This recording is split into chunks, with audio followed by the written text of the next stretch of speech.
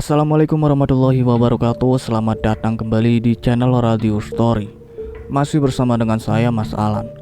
Untuk kisah kali ini masih melanjutkan dari kisah yang sebelumnya, yaitu kisah yang berjudul Kau Gantung Jasadku di Kamar Itu. Cerita ini ditulis oleh Kak Dioseta. Bagi teman-teman yang ingin membaca langsung ceritanya, nanti silakan saja kunjungi linknya yang akan saya sertakan di kolom deskripsi. Sebelum kita masuk ke ceritanya, jangan lupa untuk like, komen, subscribe channel ini dan nyalakan juga lonceng notifikasinya agar tidak ketinggalan cerita-cerita dari channel ini.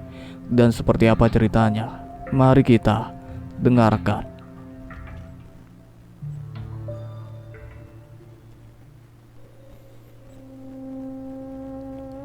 Suara motor lintang menemani perjalananku kembali ke rumah Budi. Kali ini kami lebih banyak melamun daripada ngobrol seperti saat berangkat tadi. Cerita Mbak Sarmi mengenai tragedi Nilam benar-benar membuatku berpikir bahwa betapa beruntungnya hidupku yang tidak harus berurusan dengan hal-hal mengerikan seperti santet yang meneror keluarga Nilam. Ternyata dunia ini tidak hanya luas, tapi juga dalam. Bahkan di sekitar kita pun ada banyak hal yang tidak mampu kita ketahui dan terlalu dalam untuk dijangkau. Kamu masih kepikiran cerita Mbak Sarmi? Tanya Lintang dengan suaranya yang menyatu dengan angin perjalanan. Iya, ternyata ada cowok yang kayak begitu ya. Seharusnya pasangan itu ada untuk melengkapi hidup, bukan untuk tujuan mengerikan seperti itu, jawabku. Mendengar suaraku yang sedikit parau, Lintang menghentikan motornya dan menoleh ke arahku. Kinan, aku mau mampir sebentar, gak apa-apa ya? Ucap Lintang. Mau kemana emang? Tanyaku. Sebentar aja, searah kok, temenin ya. Aku mengangguk mengiyakan. Lintang sudah membantuku seharian. Tidak ada salahnya bila aku menemaninya sebentar. Lintang melaju motornya ke tempat yang cukup sering kulewati. Kami melalui stasiun dan melewati jalan yang searah, yang penuh dengan wisatawan dan pedagang. Trotoar dan ornamen jalanan yang khas dengan kota ini memanjakan mataku hingga akhirnya Lintang memarkirkan motornya di alun-alun. Mau ngapain kesini, Tang? Tanyaku bingung. Minum es degan, ucapnya sambil membantu melepaskan helmku dan meletakkan di motornya.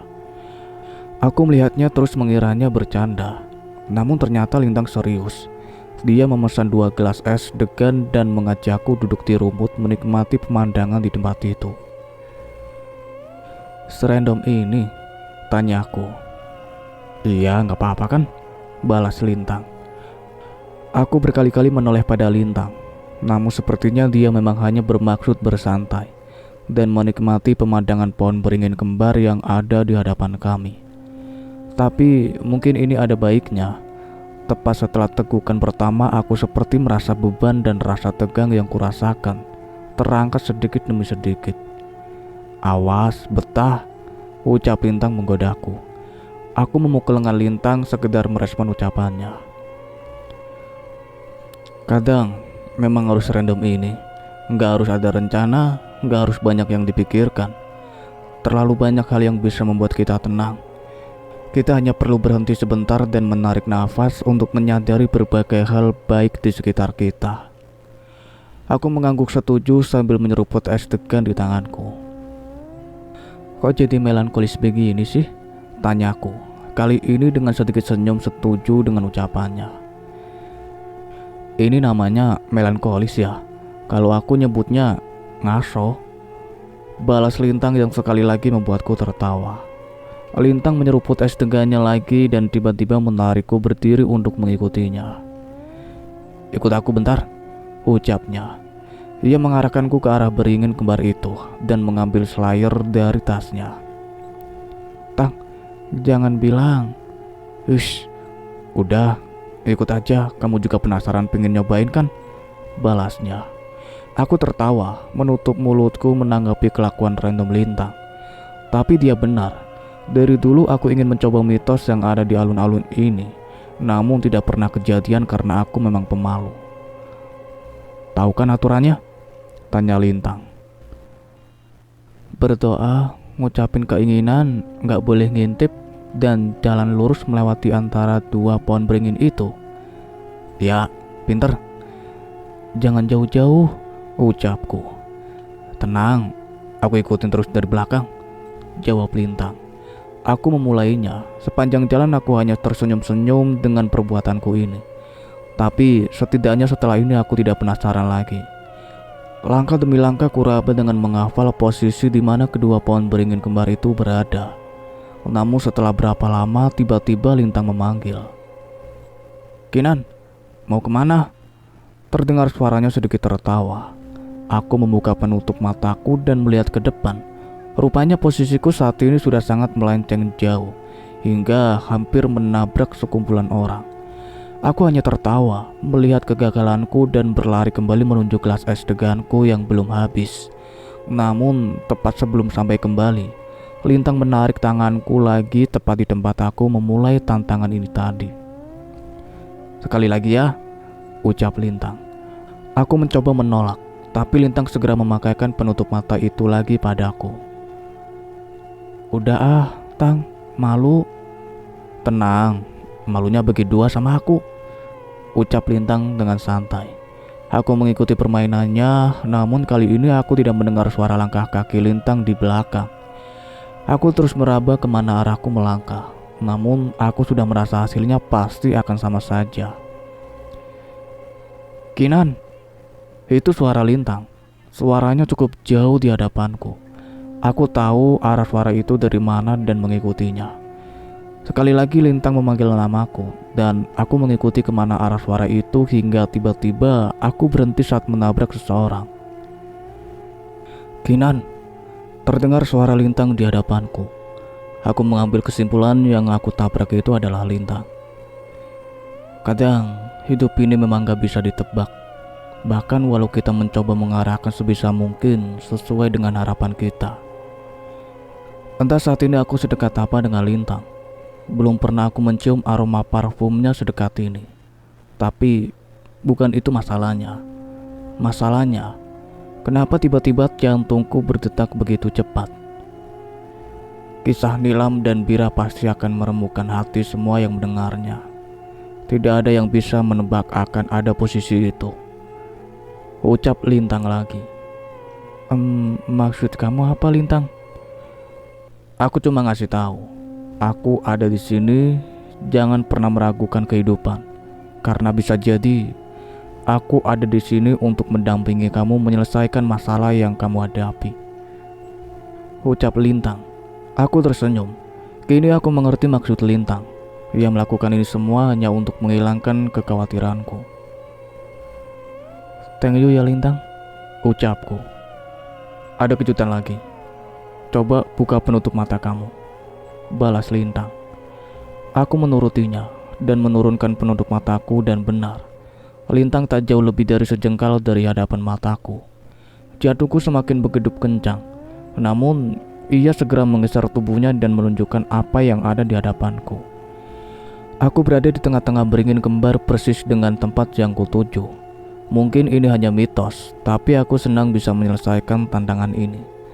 Tak hanya itu, merahnya langit kota ini membuatku tak mampu menghentikan senyumku. Seandainya bisa, aku ingin bilang pada Lintang, terima kasih Lintang atas pemandangan ini dan semua usaha yang kamu lakuin untuk membuatku tenang.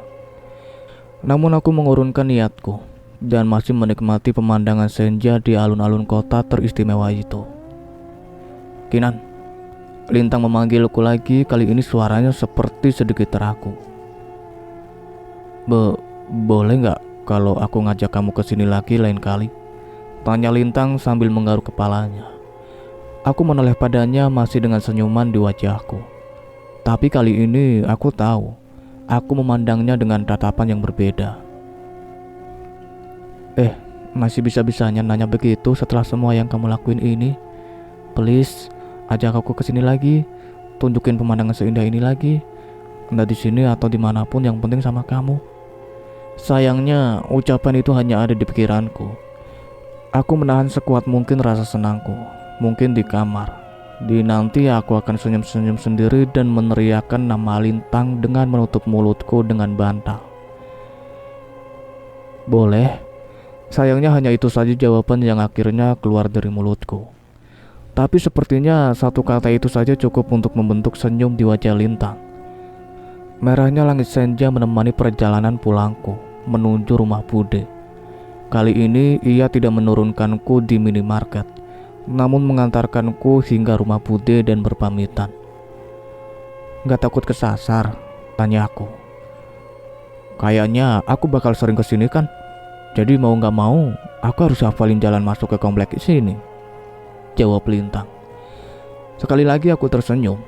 Aku tidak menyangka Lintang bisa membuatku melupakan semua kejadian buruk yang kualami sejak kemarin. Santi terlihat mulai sehat. Ia membantu Bude mempersiapkan makan malam untuk kami di dapur. Udah sehat, San? Tanya aku. Sudah, Kinan. Maaf yang repotin, balasnya. Gak ada yang direpotin kok, San. Bude malah seneng kalau rumahnya rame. Iya kan, Bude? Ucapku. Iya, sebenarnya Kinan sudah Bude minta untuk tinggal di sini saja, tapi dia bilang kampusnya jauh. Maaf ya Bude, tapi tiap libur Kinan pasti pulang ke sini kok. Iya, Bude ngerti. Udah, sana bersih-bersih, kita makan. Kami bertiga menikmati makan malam yang tenang, tanpa membahas hal yang membuat kami khawatir sebelum-sebelumnya. Aku hanya bercerita pada Santi bahwa sementara anak-anak kos mengungsi dulu sampai permasalahan di sana benar-benar selesai. Aku tertidur dengan cepat malam itu. Kelelahan yang menumpuk semenjak kemarin malam membuatku lelap dengan seketika. Sayangnya, aku merasakan perasaan aneh yang membuatku terbangun dengan tidak nyaman. Lampu kamar memang sudah dimatikan, tapi dengan adanya lampu dari ruang tengah, aku masih bisa melihat dengan jelas jarum jam menunjukkan pukul 3 pagi saat itu. Saat itu aku menoleh ke arah Santi yang tidur di kasur tambahan di bawah. Namun bukannya dalam posisi tidur, Santi malah terlihat duduk dengan tatapan mata yang kosong. San, gak tidur? Tanyaku. Santi tidak membalas pertanyaanku, sama sekali seolah tidak mendengar suaraku. San, kamu gak apa-apa? Panggilku lagi. Kali ini ia menoleh ke arahku secara perlahan. Aku mulai merasa ada yang aneh dengannya. Santi menoleh sambil tersenyum lebar memamerkan giginya dan mata yang menatap tajam ke arahku. Suara gemertak terdengar dari giginya yang saling beradu. Aku ingat senyuman itu. Senyum itu persis seperti kuntilanak yang berada di kamar Santi. Seketika tubuhku merinding dan tubuhku sulit untuk bergerak. Aku mencoba berteriak, namun entah mengapa tidak ada suara dari pita suaraku. Wajah mengerikan itu memiringkan kepalanya dan memperhatikan mataku baik-baik. Sekilas aku mengira ia akan mendekat, namun yang terjadi malah sebaliknya. Santi kembali merebahkan tubuhnya dan tidur dengan memunggungiku. Aku berniat keluar memanggil Bude, namun aku melihat Santi sekali lagi. Ia tidur dengan tenang seolah tidak terjadi apapun pada dirinya. Akhirnya, aku pun berpikir kembali dan memutuskan untuk kembali tidur dibanding harus membangunkan Bude malam-malam begini. Pagi setelahnya Santi bangun seolah tidak terjadi apa-apa dengan semalam. San, bener udah sehat? Tanya aku memastikan kepadanya sebelum berangkat ke kampus. Udah Kinan, tenang aja, gak usah khawatir, balasnya dengan penuh percaya diri. Melihat responnya, aku berusaha berpikir positif dan bersiap untuk berangkat ke kampus bersama dengan menggunakan motornya. Walaupun sudah tidak terlalu kepikiran, tapi aku masih sulit untuk berkonsentrasi menerima pelajaran di kampus saat ini. Apalagi saat teringat kejadian semalam. Semoga saja tidak ada masalah dengan Santi setelahnya. Jam mata kuliahku dan Santi berbeda. Dia selesai duluan. Kami janjian jam 3 sore bertemu di depan halaman kampus tempat kami biasa menunggu di kursi taman. Naik apa ke sini? Tiba-tiba Lintang menghampiriku tepat setelah dosen keluar kelas. Naik motornya Santi, paling dia udah nungguin di depan, balasku. Tapi pulang ke rumah Bude kan gak ke kos? Tanya Lintang dengan wajah yang khawatir. Iya tenang aja. Nanti kalau masalah kos udah diberesin sama Mas Danan, katanya Mas Wiro mau SMS aku. Jelasku sambil berjalan kaki menuju halaman depan. Motor kamu diparkir di belakang kan? Kok ikut ke depan? Tanyaku. Ya elah, gak peka banget nih cewek. Ya nemenin lah. Kalau gak bisa nganterin pulang, nganterin sampai depan juga gak apa-apa, jawab Lintang dengan santainya. Aku tertawa mendengar jawabannya. Aku sudah tahu maksudnya, tapi kalau bisa mendengar langsung dari mulutnya rasanya sedikit berbeda. Aku sampai di halaman kampus sesuai waktu yang dijanjikan. Namun Santi tidak terlihat di sana. Beruntung ada Lintang yang menemaniku mengobrol untuk mengusir kebosananku. Coba Santi di SMS, jangan-jangan kamu tinggal, ledek Lintang. Enak aja, Santi gak kayak gitu, balasku. Namun sesuai kata Lintang, aku segera mengirim SMS padanya menanyakan kabarnya, namun tidak ada balasan. Kami menunggu hingga hampir 1 jam, namun keberadaan Santi tidak muncul juga. Coba cek motornya, masih diparkir apa sudah gak ada, tanya Lintang. Tadi aku dan Santi parkir di parkiran depan.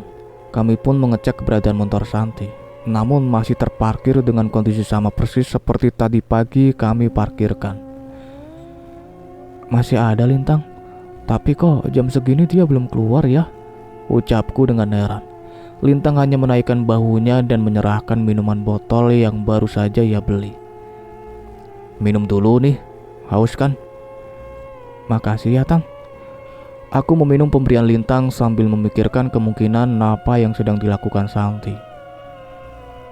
Santi gak mampir kos kan? Tanya Lintang tiba-tiba. Aku menoleh padanya. Memang itu yang kutakutkan saat ini. Sembari menunggu akhirnya aku memutuskan menceritakan kejadian semalam pada Lintang. Semalam ada yang aneh sama Santi, ucapku. Aneh gimana? Aku kebangun jam 3 pagi dan Santi duduk dengan aneh di kasurnya. Dia menoleh dan tersenyum ke arahku. Wajahnya kelihatan serem, ucapku. Serius kamu? Terus gimana? Ucap Lintang yang raut wajahnya mulai berubah. Udah begitu aja. Setelahnya dia kembali tidur dan memunggungiku.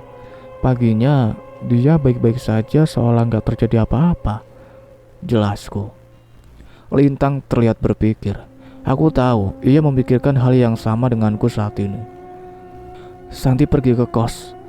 Aku mau cek ke kos, jawabku sambil segera mengangkat tasku. Enggak nunggu Mas Danan sama Mas Cahyo dulu, tanya Lintang. Cuma ngecek Santi ada di sana atau enggak. Kalau enggak ada ya kita balik, jawabku. Ya udah, aku temenin. Kami pun berjalan kaki menuju rumah kos yang seharusnya tidak boleh kami datangi dulu. Namun rasa kekhawatiranku akan Santi memaksaku untuk memeriksanya. Kunci pagarnya kebuka Kinan, ucap Lintang. Aku memerhatikan ke dalam rumah. Terlihat pintu depan sedikit terbuka seolah ada orang di dalam rumah ini. Ada orang di dalam, Tang? Jangan-jangan itu Santi, ucapku. Jangan Kinan, jangan masuk, ucap Lintang. Kali ini aku tidak mendengarkan ucapan Lintang. Rasa khawatirku pada Santi membuatku tidak berpikir panjang dan masuk ke dalam rumah itu. Santi, kamu di dalam? Teriakku. Tidak ada jawaban apapun dari dalam. Lintang terus menyusul dan ikut berteriak. Santi, kalau kamu di dalam jawab, tambah Lintang. Namun tetap saja tidak ada jawaban. Aku menoleh ke arah jendela kamar Santi. Terlihat ada seseorang mengintip dari celah gorden lalu menyingkir. Ada orang di kamar Santi, ucapku. Aku pun memberanikan diri untuk masuk. Lintang yang sudah tahu tidak ada gunanya menahanku akhirnya ikut masuk untuk menemaniku. Suasana rumah masih sama seperti saat kami tinggal kemarin.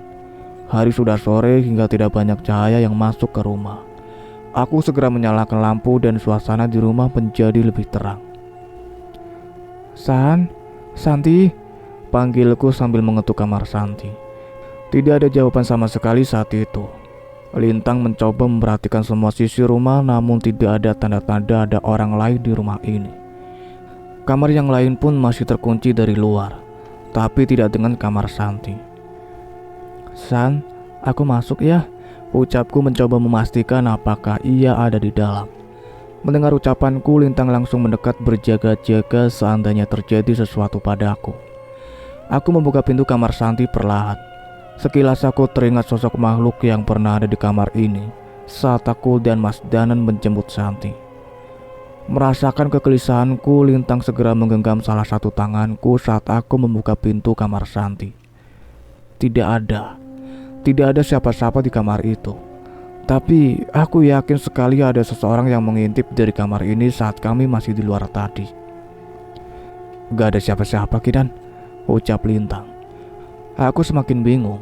Kalau Santi tidak ada di rumah ini, berarti ia ada di mana? Perlahan aku keluar meninggalkan kamar Santi. Lintang menutup kembali pintunya. Namun sekilas aku kembali merasakan seolah ada sesosok wajah yang memandangku tepat sebelum pintu itu tertutup. Perasaan merinding kembali menyelimuti tubuhku. Seandainya lebih lama di sini, mungkin hal buruk akan terjadi. Kita cabut sekarang, Lintang, ucapku. Lintang setuju. Ia memberikanku jalan di depan untuk meninggalkan rumah ini. Namun, tepat sebelum sampai pintu aku mendengar suara dari kamar belakang. Ada suara, Tang, ucapku. Dari kamar belakang ya? Aku mengangguk. Kami pun mengurungkan niat kami untuk kembali dan berpikir untuk mengecek kamar belakang. Kinan, perasaanku gak enak. Kita cari orang lagi aja, Mas Viro atau siapa. Lagian sudah mau maghrib, ucap Lintang. Sebenarnya aku setuju. Namun setelahnya terdengar suara seseorang melantunkan lagu dengan menggumam dari kamar belakang. Entah mengapa aku merasakan bahwa itu adalah suara Santi. Itu Santi, Tang. Gak salah lagi, ucapku. Lintang menghela nafas mendengar reaksiku. Ya udah, kamu nunggu di sini. Gak akan aku biarin kamu ke kamar itu lagi, ucap Lintang. Aku pun menuruti ucapan Lintang dan menunggu di dekat pintu rumah. Lintang berjalan mengecek ke kamar belakang. Seiring dengan langkah kaki Lintang, tiba-tiba pintu kamar belakang terbuka perlahan. Suara gumaman Santi terdengar semakin jelas. Aku melihat dari jauh sesuatu yang berbeda di kamar itu. Itu benar Santi. Tapi dia berbeda. Wajahnya terlihat pusat pasi dan sambil tersenyum memainkan sisir di rambutnya. San, kamu ngapain, San? Lintang mencoba mendekati Santi. Namun Santi tidak menjawab dan malah tertawa kecil dan menatapku dari celah pintu. Lintang, dia kesurupan, ucapku. Kita gak bisa biarin dia kayak begini, ucap Lintang. Aku setuju dengannya. Lintang terlihat setengah mati melawan rasa takutnya dan membaca doa-doa yang cukup panjang. Aku tidak pernah menyangka di balik santainya seorang Lintang. Ternyata dia juga cukup hafal doa-doa panjang. Mendengar itu mendadak wajah Santi berubah. Ia terlihat marah dan menatap ke arah Lintang. Santi berdiri dan bersiap menerjang Lintang. Namun ia tertahan saat Lintang kembali mengeraskan doa-doa yang ia baca. Tinggalkan tubuh Santi, perintah Lintang dengan suara yang gemetar. Makhluk di tubuh Santi tidak gentar. Ia terlihat tidak bisa mendekat ke Lintang dan akhirnya berteriak dengan suara-suara aneh dan mencakar tubuhnya sendiri. Bersamaan dengan itu tiba-tiba terdengar suara pintu bergetar. Aku menoleh ke arah luar dan terlihat sepasang makhluk yang terbungkus kain kafan menatap dari depan kaca jendela, seolah menahan kami untuk keluar. Tubuhku gemetar. Seketika aku merasa kami sudah terjebak di rumah ini. Lintang, di luar ada pocong, ucapku yang segera berjalan mendekati Lintang. Makhluk di tubuh Santi semakin tersenyum melihat kami yang semakin takut. Tak cukup sampai di situ. Tak jauh dari posisi Santi tiba-tiba terdengar suara tangisan bersamaan dengan munculnya sosok wanita dengan wajah mengerikan dengan tali menggantung di lehernya. Itu roh Nilam? Tanya Lintang. Aku memperhatikan lebih jelas. Semua yang terjadi pada roh itu persis sesuai yang diceritakan Mbah Sarmi. Suasana tempat ini tidak pantas lagi disebut rumah. Saat ini tempat ini lebih pantas disebut sarang makhluk halus. Kita cari jalan keluar lain, Kinan. Ada pintu belakang, ucap Lintang. Aku ingin menjawab, namun tiba-tiba suaraku tidak keluar. Tiba-tiba tubuhku panas dingin, sesuatu seperti ada di sekitarku dan mengelilingiku. Samar-samar terlihat bayangan makhluk yang kulihat di kamar Santi di pikiranku. Aku menoleh pada Santi. Tiba-tiba dia terbaring lemah di lantai kamar dan berusaha untuk berdiri, seolah sudah mampu menguasai dirinya. Lintang, tolong. Aku ingin berkata seperti itu. Namun kata-kata itu tidak keluar sama sekali. Anehnya wajahku tersenyum sendiri dan mengeluarkan tawa yang aneh. Makhluk yang merasuki tubuh Santi kini mencoba merasukiku. Kinan, kamu kenapa? Lintang yang menyadari kondisiku segera menghampiriku yang hampir terjatuh. Wajahnya terlihat begitu khawatir. Dia berusaha menahan rasa takutnya dan membacakan doa sambil menggenggam tanganku. Aku terus membaca doa yang sama dalam hati, berusaha bertahan agar makhluk ini tidak menguasai tubuhku. Tapi yang terbentuk di wajahku hanyalah senyuman aneh dari makhluk yang merasukiku. Keadaan semakin parah ketika sosok pocong yang sebelumnya ada di luar kini melayang mengelilingi aku dan Lintang dan menatap kami dengan wajah mereka yang mengerikan. Bau busuk tercium di ruangan ini. Sepertinya keberadaan pocong itu yang membawa bau ini. Aku melihat wajah Lintang yang mencoba memberanikan dirinya. Ia terlihat tidak berniat meninggalkanku sama sekali. Dengan pocong yang mengelilingi kami, aku yang kesurupan. Sosok roh nilam yang terus menatap ke arah kami. Lintang masih terus di sini dan membacakan doa-doa untuk melindungiku. Keadaan semakin mencekam ketika kaca-kaca jendela mulai bergetar dan suara benda yang pecah dari arah dapur. Suara langkah kaki pun ikut mendekat ke arah kami. Aku hampir tidak dapat mempertahankan kesadaranku. Namun sebelum aku kehilangan kesadaran, tiba-tiba terdengar suara pintu terbuka dengan keras. "Bentar mas, ada orang." Aku kenal suara itu. Itu suara Mas Wiro. Terdengar langkah beberapa orang juga ikut mendekat. Saat itu aku melihat senyum di wajah Lintang. "Kalian hebat bisa bertahan sejauh ini." Aku tahu itu adalah suara Mas Cahyo. Ia membacakan doa seperti yang kami bacakan sebelumnya. Namun ia membaca dengan lebih tegas dan seolah ada ketegaran yang kuat di setiap kata-katanya.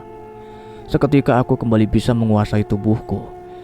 Kini sosok kuntilanak itu menjauh bersama sosok pocong yang mengelilingi kami. "Makasih Mas Cahyo," ucap Lintang yang segera membawaku mundur ke belakang mereka. Mas Cahyo membantu Santi yang masih terlihat lemah untuk menjauh dari kamar belakang. "Sudah, tenang saja. Habis ini semuanya akan kembali tenang," balas Mas Cahyo. Tak berapa lama aku melihat Mas Danan datang menyusul masuk ke dalam rumah. Ia bersama dengan seorang perempuan yang umurnya lebih tua dari kami semua. Mereka langsung masuk menuju kamar belakang dan wanita itu memperhatikan setiap sisi rumah ini, seolah berusaha mengingat sesuatu. Matanya terlihat berkaca-kaca menahan tangis. "Itu siapa?" tanyaku pada Mas Cahyo. "Dia orang yang meminta tolong pada kami untuk menyelesaikan masalah ini," jawab Mas Cahyo. Aku tak menyangka, ternyata keberadaan Mas Danan dan Mas Cahyo di tempat ini bukan kebetulan, melainkan ada seseorang yang meminta bantuan mereka. "Dia siapa?" tanyaku yang masih belum puas dengan jawaban Mas Cahyo barusan. "Mbak Vera." Mendengar jawaban Mas Cahyo, seketika aku dan Lintang menoleh ke arah kamar itu, menyaksikan apa yang ada di sana. Mengetahui Mas Danan dan Mbak Vera mendekat, sosok hantu di rumah ini terlihat marah dan mencoba menyerang mereka berdua. Namun Mas Danan tetap tenang di sisi Mbak Vera. Mas Cahyo hanya berdiri menatap semua makhluk itu dengan wajah yang kesal. Dan seketika terdengar suara auman hewan buas menggema di rumah ini bersamaan dengan kemunculan bayangan menyerupai kera raksasa. "Sekali saja kalian menyentuh temanku, akulah yang kalian lawan." Mas Cahyo memberi ancaman yang membuat semua makhluk di ruangan ini mundur. Aku takjub dengan apa yang ia lakukan. Makhluk yang dari tadi membuatku dan Lintang dalam keadaan bahaya bisa ketakutan hanya dengan gertakannya. "Nilam, ada yang mau ketemu," ucap Mas Danan. Sebuah doa dibacakan Mas Danan sambil menyentuh kepala Mbak Vera. Seketika Mbak Vera seperti melihat sesuatu. "Maafin aku Nilam." Suara Mbak Vera terdengar parau mencoba menahan tangis melihat sosok Nilam saat ini. Aku udah ngebuat kamu sampai seperti ini. Maafin aku, Nilam. Kali ini Mbak Vera tidak dapat menahan tangisnya hingga air mata menetes di lantai rumah itu. Mas Danan, Mas bisa nolongin Nilam kan? Apa yang harus saya lakukan supaya Nilam bisa tenang? Ucap Mbak Vera setengah memohon pada Mas Danan. Mas Danan tersenyum dan menatap ke arah Nilam. Nilam, sudah memaafkan kamu sejak dulu, ucap Mas Danan. Maksud Mas Danan? Benar, aku tidak mengerti maksud Mas Danan. Kalau memang Nilam sudah memaafkan Mbak Vera, kenapa Nilam masih kendayangan? Dan kenapa harus membawa Mbak Vera ke sini? Roh Nilam tidak bisa tenang karena setan-setan yang dikirimkan melalui santet oleh keluarga Bira masih menahannya di sini. Mereka yang mengganggu penunggu kos dan membakar dendam roh Nilam. Jelas Mas Danan. Aku menoleh ke arah Mas Cahyo, berharap ada penjelasan lain darinya. Sebenarnya mudah untuk membersihkan sisa santet ini setelah menemukan perantaranya. Tapi sebelum menolong mereka yang telah tiada, lebih penting menolong mereka yang masih hidup, ucap Mas Cahyo sambil mengarahkan matanya ke arah Mbak Vera. Roh Nilam mendekat ke arah Mbak Vera. Mas Danan membacakan doa pendek dan seketika wajah roh Nilam berubah. Wajahnya terlihat cantik tanpa luka di wajahnya. Dendamku hanya kepada Bira dan keluarganya. Aku hanya ingin kamu tahu bahwa aku tidak menaruh dendam padamu. Kita teman, jadi jangan merasa bersalah lagi. Itu yang mau Nilam sampaikan, ucap Mas Danan. Seketika raut wajah Mbak Vera berubah. Setelah semua yang aku lakuin, kamu masih menganggap aku teman, ucap Vera. Roh Nilam mengangguk sambil tersenyum. Sekali lagi air mata Mbak Vera tertumpah dengan suara tangisan yang memenuhi ruangan. Semua yang ada di ruangan ini pasti merasakan sakitnya beban yang Mbak Vera tanggung selama ini. Mbak Vera sebelumnya sudah mau bunuh diri. Rasa bersalah mengantuinya, bahkan walau sudah terlewat bertahun-tahun, ucap Mas Cahyo. Akhirnya aku mengerti tujuan utama Mas Danan dan Mas Cahyo adalah menyelamatkan Vera dari rasa bersalah yang mengetahuinya. Sudah Mbak Vera, kita anterin Nilam supaya bisa tenang ya, ajak Mas Danan. Mbak Vera pun mengangguk dan Mas Danan memimpin untuk membacakan doa. Kami pun mengikutinya dengan harapan setiap doa kami bisa mengantarkan Nilam untuk beristirahat dengan tenang setelah semua siksaan yang ia alami selama hidup dan matinya. Perlahan roh Nilam menghilang dari kamar belakang yang menyimpan banyak cerita mengerikan itu. Aku menarik nafas lega mengetahui akhirnya masalah tentang Nilam bisa selesai. Mas Wiro, Mas Lintang, bisa bantu bawa mereka ke tempat yang aman dulu. Masih ada yang harus kami selesaikan, ucap Mas Cahyo. Mereka menyanggupi dan membawa aku, Santi dan Mbak Vera untuk menunggu di angkringan Mas Wiro. Tepat sebelum meninggalkan rumah sekali lagi, aku memperhatikan sekeliling rumah ini. Mungkin saja Mas Cahyo dan Mas Danan ingin membersihkan sisa-sisa santet yang dulu dikirimkan Bira dan keluarganya ke rumah ini. Aku menoleh terakhir kali ke arah dua pemuda itu. Seingatku saat masuk tadi aku tidak melihat Mas Danan membawa benda apapun. Tapi kenapa tiba-tiba sekarang ada sebilah keris di genggamannya? Mas Wiro menyajikan beberapa gelas teh hangat untuk kami. Sebagian posisi tenda ditutup agar tidak ada pengunjung yang datang selain kami. Setidaknya sampai kami semua mulai tenang. Matur nuwun ya Mas Wiro, udah hampir ngompol tadi aku, ucap Lintang sambil menyeruput teh hangat di gelasnya. Hus, jaim dikit kenapa Mas Lintang? Lagi ada Mbak Kinan tuh, balas Mas Wiro.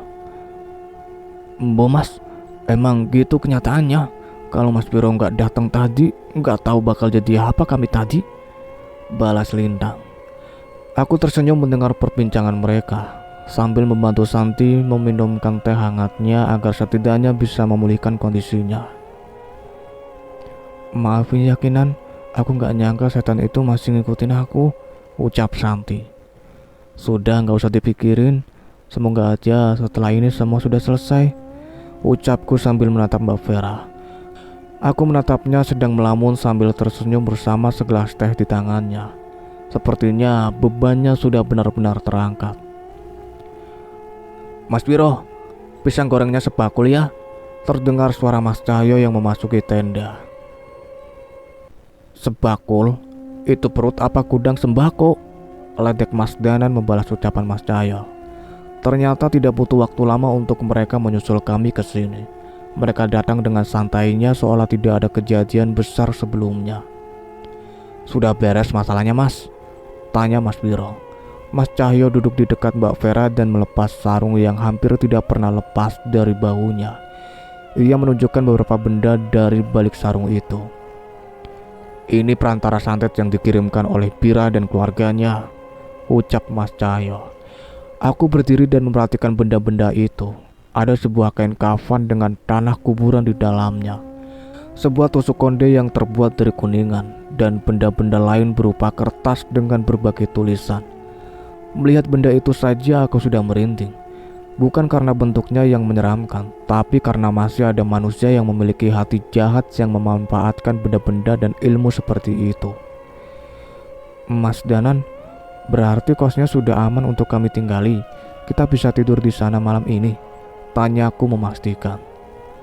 Sudah, tapi jangan lupa terus berdoa supaya rumah kos itu dijauhi sama roh atau makhluk yang berniat buruk, jawab Mas Cahyo.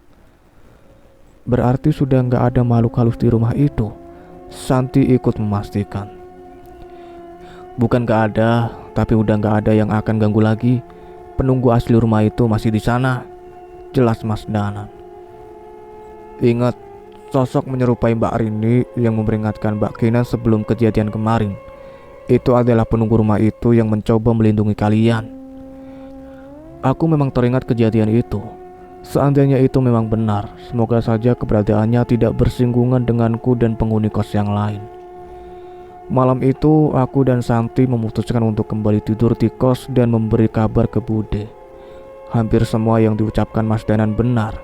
Rumah ini sudah kembali nyaman persis seperti alasan awal aku memilih tempat ini untuk ditinggali. Waktu menunjukkan pukul 2 siang.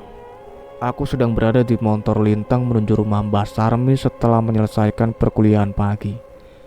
Dari jauh aku melihat Mbak Sarmi duduk menikmati udara segar di teras rumahnya.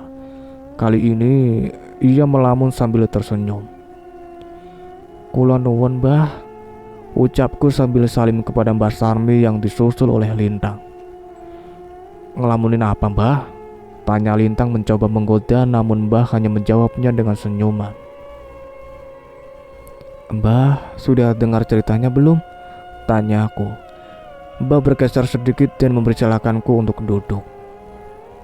Nilam, sudah tenang ya, Nduk, ucap Mbah Sarmi. Iya, Mbah. Tahu dari siapa? Tanyaku dengan heran. Mas Danan sama Mas Cahyo ya? Ucap Lintang mencoba menebak. Mbah tersenyum lagi. Kok kamu tahu? Tanyaku pada Lintang. Lihat tuh, ada pisang setumpuk di sana. Sudah pasti itu bukan hasil panen Mbah. Siapa lagi yang bawa kalau bukan Mas Cahyo? Jawab Lintang. Benar ucapan Lintang. Sudah ada tumpukan pisang yang terlihat di sana. Namun aku ragu Mbah bisa menghabiskan itu semua. Kami pun menceritakan kejadian saat menenangkan roh Nilam. Mbah pun memperhatikan ceritaku dengan seksama dan dengan mata yang berkaca-kaca.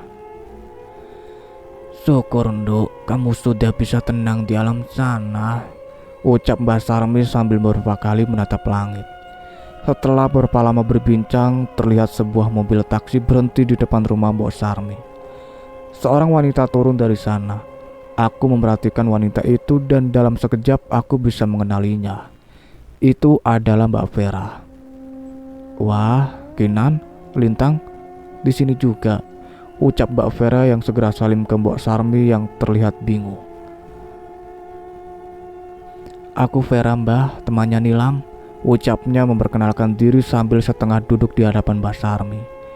Mbak Sarmi mencoba mengingat dengan cukup lama, hingga akhirnya ia tersenyum dan mengelus-elus rambut Mbak Vera. Ya ampun, Duk, sudah lama banget, kenapa baru mampir ke sini? Ucap Mbah. Maafin Vera, Mbah. Vera punya salah sama Nilam, tapi sekarang semua sudah selesai. Jelasnya, Nilam gak marah sama kamu. Mbah pingin bilang itu, Nduk. Kali ini mata Mbah Sarmi berkaca-kaca lagi. Mbak Vera pun segera memeluk Mbah Sarmi. Maafin Vera ya, Mbah. Tidak banyak kata-kata setelahnya, hanya pelukan hangat dan tetesan air mata yang menular hingga ke mataku sekarang. Kami melanjutkan pertemuan ini dengan obrolan ringan sampai Mbak Vera mengeluarkan sebuah benda, kebaya berwarna hijau. Mbah, dulu Nilam pernah bilang ke Vera, dia bilang pengen beliin Mbah kebaya warna hijau, katanya buat dipakai ke hajatan-hajatan kampung. Ini sekarang Vera bawain, ucap Mbak Vera. Nilam masih inget Tondo, ucap Mbah Sarmi sambil tersenyum. Mbak Vera hanya mengangguk, mengiyakan. Sementara Mbah sudah memeluk kebaya hijau itu dengan wajah yang sumringah. Aku merasa perbincangan mereka akan semakin dalam dan mengajak Lintang untuk meninggalkan mereka. Mungkin kami akan sering mampir ke tempat ini sekedar untuk menikmati ketenangan sambil menemani Mbah Sarmi. Kita mau kemana habis ini? Alun-alun lagi yuk, tanyaku pada Lintang. Lintang menggeleng. Terus kemana? Ada tempat seru tapi agak jauh. Kamu siap gak? Tanya Lintang. Aku mengangguk dengan semangat. Namanya Bukit Bintang. Habis ini balik ke kos dulu ambil jaket, terus kita berangkat. Emangnya mau ngapain kita ke sana? Tanya aku. Aku cuma mau nunjukin sama bintang-bintang di sana kalau yang namanya Kinan itu jauh lebih cantik dari bintang manapun yang bisa dilihat di tempat itu. Ucap Lintang yang segera menarik tanganku menunjuk ke motornya. Iya, aku tahu. Saat ini wajahku sedang memerah. Tidak ada respon lain yang kupikirkan selain memukul punggungnya dari belakang sambil berteriak. Dasar Lintang gombal. Aku tidak tahu apa yang dipikirkan Lintang. Tapi sepertinya aku tahu kalau di balik helmnya itu Lintang sedang tersenyum dengan reaksi saltingku.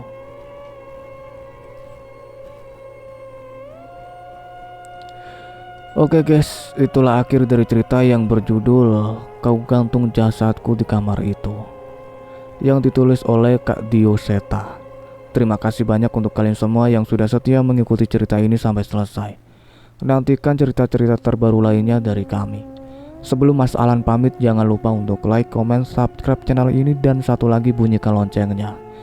See you in next video. Wassalamualaikum warahmatullahi wabarakatuh.